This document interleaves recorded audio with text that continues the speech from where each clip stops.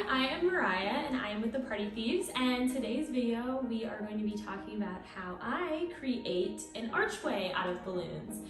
So we have a fun little color palette. I'll show you guys here real quick. We have kind of like this mocha color. I will totally link the actual colors down below because I can't think of the actual name off the top of my head. But these are all from Silvertex. So we have this mocha color, we have this sage green color, and then we have this pink color. So those are the three colors I'm going to be using today. I already blew everything up and put it into my mini garlands. So if you don't know how to do those things, check out our other videos. Otherwise, we're just gonna go ahead and jump right into it. So let's go. So the first thing that you're gonna wanna do, obviously, after inflating all your balloons, tying them all together, and clustering them up, this is what we're going to do to start our arch. Okay, so we have our frame, basically, and we are going to attach our first one. Doesn't matter what color, any color, whichever one you want. And we're just going to kind of separate the balloons. Just going to go around.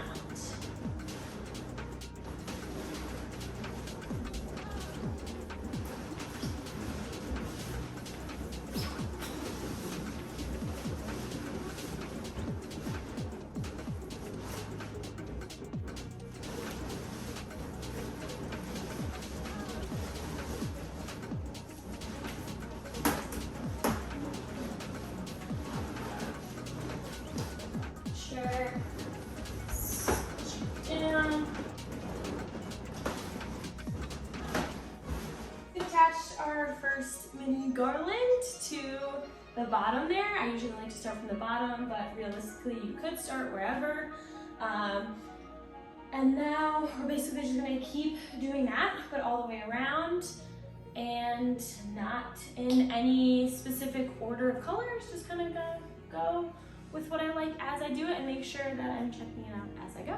So let's put you in time lapse and we'll get the rest of them up there.